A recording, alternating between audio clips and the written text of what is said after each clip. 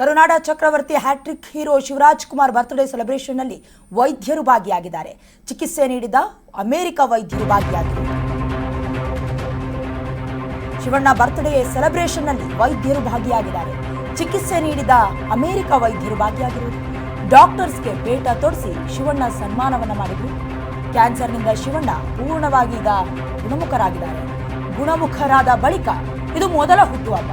ಹಾಗಾಗಿ doctor Murugesh, Manohar and ಟೀಮ್ನವರು ಸೆಲೆಬ್ರೇಷನ್ಗೆ ಅಂತ ಬಂದಿದ್ರು. ಅವ್ರಿಗೆ ಪೇಟ ತೊಡಿಸಿ ಸನ್ಮಾನವನ್ನ ಮಾಡಿದರು. ಈಗಾಗಲೇ ಯಂಗ್ ಆ್ಯಂಡ್ ಎನರ್ಜೆಟಿಕ್ ಇರೋ ಶಿವರಾಜ್ ಕುಮಾರ್ ಅವರ ಬರ್ತ್ಡೇ ಸೆಲೆಬ್ರೇಷನ್ ಬಹಳ ಅದ್ದೂರಿಯಾಗಿ ನಡೀತಾ ಇದೆ. ಅವ್ರ ಮನೆಯಲ್ಲಿ ನಿನ್ನೆ ಅವರ ಪತ್ನಿ, ಅವರ ಕುಟುಂಬದವರು, ಸ್ನೇಹಿತರೆಲ್ಲ ಸೇರಿಕೊಂಡು ಕೇಕ್ ಕಟ್ ಮಾಡೋದ್ರ ಮೂಲಕ ಬರ್ತ್ಡೇಯನ್ನು ಆಚರಿಸಿದ್ರು. ಮುಂದುವರೆದು ಈಗ ಅಭಿಮಾನಿಗಳು ಕೂಡ ಅವ್ರ ಮನೆ ಮುಂದೆ ಹೋಗಿ ಕೇಕ್ ಕತ್ತರಿಸೋದು ಅಥವಾ ಅವ್ರಿಗೆ ವಿಶೇಷವಾದಂಥ ಉಡುಗೊರೆಯನ್ನು ಕೊಡಬೇಕು ಅಂತ ಬಹಳ ದಿನದಿಂದ ಕಾತುರದಿಂದ ಕಾಯ್ತಾ ಇರ್ತಾರೆ. ಎಲ್ಲದಕ್ಕೂ ಕೂಡ ಸಂಭ್ರಮದಿಂದ ಈಗಾಗಲೇ ಬರ್ತ್ಡೇಯನ್ನು ಸೆಲೆಬ್ರೇಟ್ ಮಾಡ್ತಾ ಇದ್ದಾರೆ. ಇದ್ರ ಮಧ್ಯದಲ್ಲಿ ಶಿವಣ್ಣ ಅವ್ರಿಗೆ ಈ ಹಿಂದೆ ಕ್ಯಾನ್ಸರ್ ಕಾಣಿಸ್ಕೊಂಡಿತ್ತು. ಹಾಗಾಗಿ ಅಮೆರಿಕಕ್ಕೆ ಹೋಗಲೇಬೇಕಾಗಿತ್ತು.